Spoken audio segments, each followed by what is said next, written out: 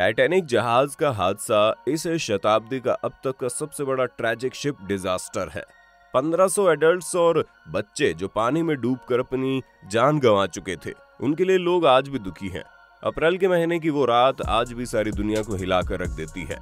लंबे समय तक लोग यही सोचते रहे कि आखिर इस एक्सीडेंट की वजह क्या थी। इसके बाद फिर एक दिन पता चला कि टाइटैनिक एक आइसबर्ग से टकराकर क्रैश हो गया था, जिसके कारण वो समुद्र की गहराई में डूब गया। लेकिन इस फैक्ट के सामने आने के बाद भी रिसर्च चलती रही। अब कुछ नए एविडेंसेस मिले हैं, जिनसे पता चला है कि आइसबर्ग से टकराना उसके डूबने की असल वजह नहीं थी, बल्कि उसके पीछे कोई और ही कारण था, जिनके बारे में हम आपको विस्तार से बताएंगे। तो हमारे वीडियो में अंत तक जरूर हमारे साथ बने रहिए। हमारा दावा है, सच जानकर आप हैरान हो जाएंगे। Number 1, making of Titanic. Titanic अपने समय का एक बड़ा जहाज था और जिस दिन से इसका कंस्ट्रक्शन चालू हुआ था, उसी दिन से इसके कंस्ट्रक्शन वर्क में कई लोगों की जानें चली गई थी।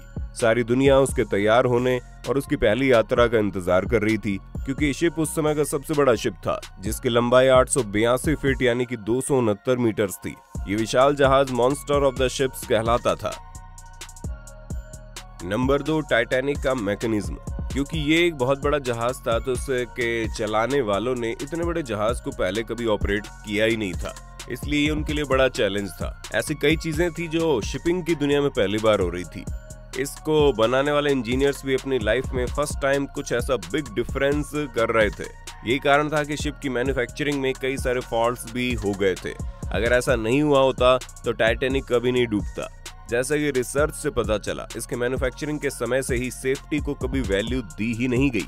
शिप को बिल्ड करने में जो 1500 शिपयार्ड बिल्डर्स काम कर रहे थे, वो लोग बिना किसी सेफ्टी इक्विपमेंट्स के काम करते थे। काम करते हुए वो लोग बुरी तरह घायल हुए। ऐसे 10 बड़े डेस्क स्ट्रक्चर्स जिन्हें वर्कर्स बना रहे थे, ये एक्स्ट्रा ऑर्डिनरी और क्रिटिकल थे। टाइटैनिक में 3 कॉल इंजन भी थे। 3 में से 2 इंजन स्टीम से चलते थे। ये स्टीम बॉयलर से प्रोड्यूस होती थी। हीटिंग फर्नेस से बॉयलर गर्मी प्राप्त करता था। कुल 159 हीटिंग फर्नेस बनाए गए थे। ओल्ड फैशन बर्निंग कॉल को इन हीटिंग फर्नेस में जलाया जाता था। कॉल को तकरीबन 300 से ज्यादा लोग फर्नेसेस में डालते थे। इतना ढेर सारा कोयला जलता था तो ढेर सारी राख भी निकलती रही होगी। अब आप ये शायद ही समझ गए होंगे कि राख को क्या किया जाता था। राख को ओशियन के पानी में बहा दिया जाता था। अब जहाँ पर इतने बड़े पैमाने पर हीटिंग फर्नेस यूज हो रहे हो, वहाँ पर एक्सीडेंटल डेंजर हमेशा रहता है। ये जहाज के डूबने का एक बड़ा कारण हो सकता है, बजाय उसके जिसे हम पिछले कई दशकों से मानते आ रहे हैं। Number 3, leading up to sinking. अब हम बात करते हैं उस दिन की जब ये भयानक हादसा हुआ था। जहाज पानी में चलना शुरू करता है। जहाज पर दुनिया के नामी गिरामी लोग मौजूद रहते हैं।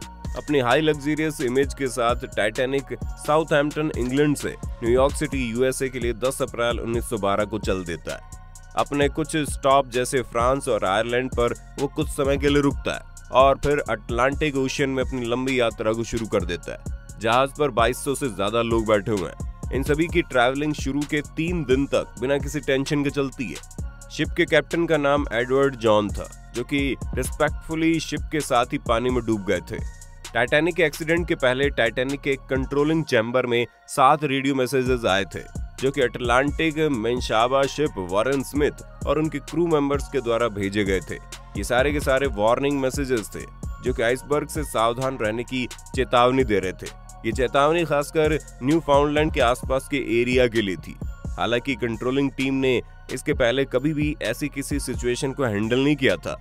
आधी रात के समय की बात है। बाहर का तापमान -डिग्रीज में पहुंच गया और ओशियन एकदम शांत हो गया। नंबर 4, टकराल के तत्काल बाद घटी घटनाएं। क्रूमैन फ्रेडरिक फ्लीट ने जहाज के रास्ते में एक आइसबर्ग देखा और उन्होंने खतरे की घंटी 3 बार बजा दी। चेतावनी की घंटी सबको सुनाई दे गई, कैप्टन को भी, लेकिन लाख कोशिश करने के बाद भी जहाज का राइट साइड आइसबर्ग से टकरा ही गया। अब आपको जानकर आश्चर्य होगा, इस जहाज की टक्कर से कोई होल तो नहीं हुआ, बल्कि जहाज के बाहरी सरफेस की जो मेटल प्लेट लगी थी, उनके रिवेट्स निकल गए थे और कुछ प्लेट्स भी उखड़ गई थी। टक्कर से जितना भी नुकसान हुआ था वो बाहरी था, अंदरूनी नहीं। लेकिन जहाज में पानी जाने का रास्ता बन चुका था और पानी अंदर जाना शुरू हो गया।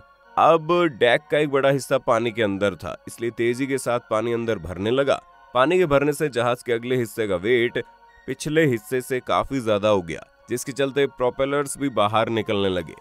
इसके बावजूद टाइटैनिक के एक बड़े हिस्से में ढेर सारी हवा बची हुई थी। जैसे कि हमने वीडियोस में देखा है कि लोग जहाज की ऊंचाई से बर्फ जैसे ठंडे पानी में गिर रहे थे।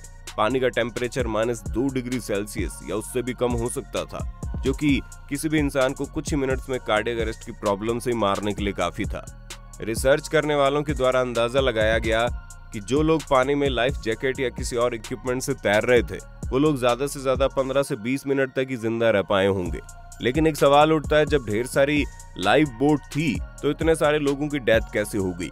यहाँ पर हम आपको बताना चाहते हैं कि टाइटैनिक पर लगभग 2200 लोग सवार थे, लेकिन जहाज पर सिर्फ इतनी लाइफ बोट थी जो मुश्किल से 1200 लोगों की जान बचा सकती थी। यही कारण था कि वहां पर पैसे और रसूख की बात आ गई थी। अब जो कोई वहां पर ज्यादा कीमत दे सकता था वो लाइफ बोट में बैठ सकता था। आपको जानकर आश्चर्य होगा, टाइटैनिक पर 68 लाइफ बोट्स को अटैच करने के लिए डिजाइन किया गया था। आपको जानकर आश्चर्य होगा, टाइटैनिक पर सिर्फ 20 लाइफ बोट्स थी। अब हम आपको इसका कारण भी बता देते हैं। असल में हुआ कुछ ऐसा कि लाइफ बोट को अगर डेक पर लगाया जाता तो ओशियन का व्यू क्लियर नहीं मिल पाता, इसलिए ज्यादा लाइफ बोट्स को जगह नहीं मिल पाई। नंबर 5, मलबे का मिलना। पानी में डूबने के 70 साल बाद टाइटैनिक को खोजा गया कि 12,400 फुट नीचे मिला। जहाज की हालत 70 सालों में खराब हो चुकी थी। 70 साल बाद जब जहाज को ढूंढा गया तभी रिसर्च टीम को पता चला कि डूबने से पहले जहाज 2 पीस में टूट गया था। नहीं तो उसके पहले सारे लोग यही सोचते थे कि जहाज पूरा का पूरा पानी में डूब गया था। नंबर 6, आग लगने का सही कारण।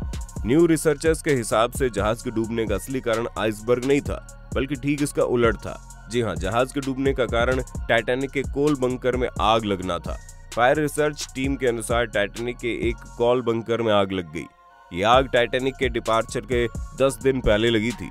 लेकिन असल सवाल उठता है कि इस 10 दिन की पहले की आग से टाइटैनिक के डूबने का क्या लेना देना? असल में हुआ ये कि आग ने जहाज के हल को वल्नरेबल कर दिया। आयरिश जर्नलिस्ट सोनम मेलोनी ने फोटो से सबूत दिया है कि इस सीक्रेट को कई दशकों तक छुपा कर रखा गया।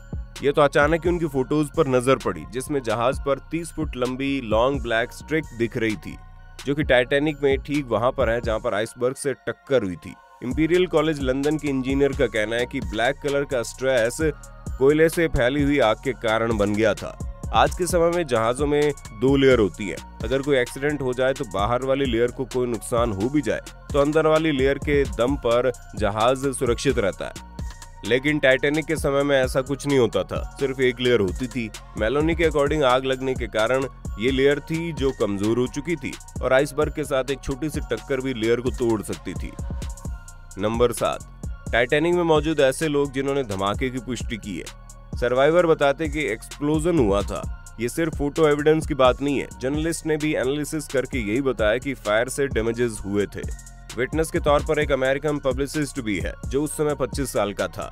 वो भी उस समय जहाज पर था और उसने एक्सप्लोजन की पुष्टि की है। अब सवाल उठता है कि एक्सप्लोजन कैसे हुआ? इसका जवाब ये है कि बर्फ के जैसा ठंडा पानी जब जलते हुए कोयले के साथ टकराया तो एक धमाका हुआ। वो ऐसे अकेले नहीं है जो ये सोचते हैं कि धमाका हुआ। टाइटैनिक के लेखक का भी कहना है कि इंजीनियर सोच नहीं पाए कि इलेक्ट्रोलिसिस प्रोसेस से पानी एक्सप्लोसिव हाइड्रोजन भी बना सकता है। उन्होंने ये भी कहा कि इन लोगों ने लाइट्स ऑन छोड़ दी थी और रिसर्च के बाद एक थ्योरी सामने आई जिसे नाम दिया गया स्विच थ्योरी, जो कि जेम्स फैंटन के कन्फेशन पर बेस्ड है, जिन्हें हम पैटी द पिग भी कहते हैं। उन्होंने ये बात मानी कि जहाज में कॉल बंकर्स में लगभग 1 हफ्ते तक आग जल रही थी, लेकिन कंपनी और कैप्टन ने इसकी तरफ कोई ध्यान भी नहीं दिया। हालांकि यहाँ पर एक बात यह है कि जेम्स फैंटन नाम का उल्लेख पैसेंजर की किसी भी सर्वाइवल लिस्ट में मिलता नहीं है। या तो उसका वहां पर कोई दूसरा नाम रहा होगा या फिर वो उस जहाज पर नहीं रहा होगा। तो दोस्तों, आप क्या कहते हैं, टाइटैनिक के डूबने का असली कारण क्या रहा होगा? आप अपने व्यूज को हमारे साथ कमेंट बॉक्स में जरूर शेयर करना।